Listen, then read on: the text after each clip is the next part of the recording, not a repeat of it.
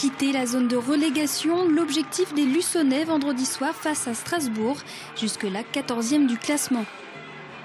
Et dès l'entame, les Strasbourgeois tentent une occasion sur un corner avec cette longue frappe de Goliard.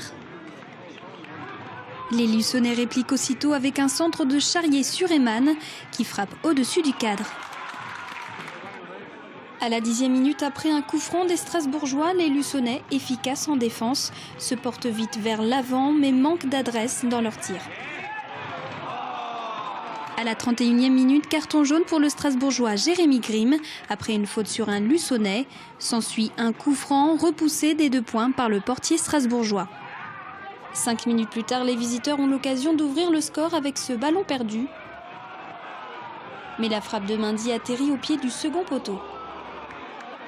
Une frayeur de courte durée pour les locaux. À la 35e minute, sur un centre de Germain, Thomas Delanoë ouvre le score de la tête.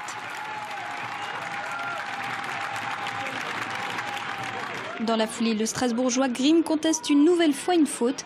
Il écope d'un carton rouge et est exclu. Une première mi-temps plutôt favorable pour les Luçonnais. On leur a laissé un peu la possession du ballon, et puis quand on l'avait, on essayait de l'exploiter en le faisant courir droite-gauche.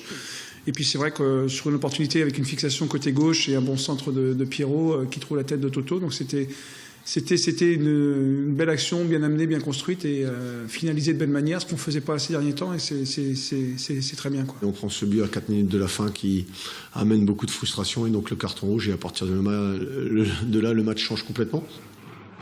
Dans la seconde mi-temps, Strasbourg, en infériorité numérique, tente l'égalisation à plusieurs reprises.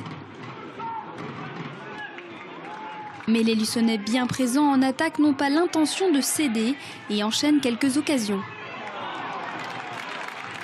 Strasbourg peut encore revenir sur de nombreux coups de pied arrêtés, mais le gardien luçonnais empêche toute tentative. Dans la 72e minute, les Luçonnais reprennent le chemin du camp adverse.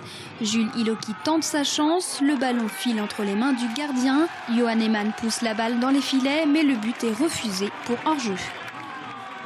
Cela n'empêche pas les Luçonnais de se montrer toujours dangereux avec cette nouvelle occasion de Delanoë.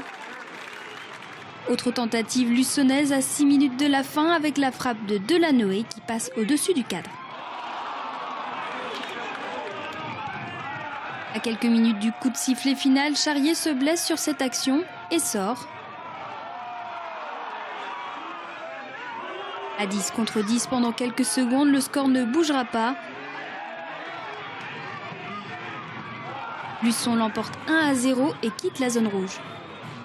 1-0, on savait que le vainqueur faisait un grand pas vis-à-vis de l'autre. Donc voilà, il nous fallait ces points-là.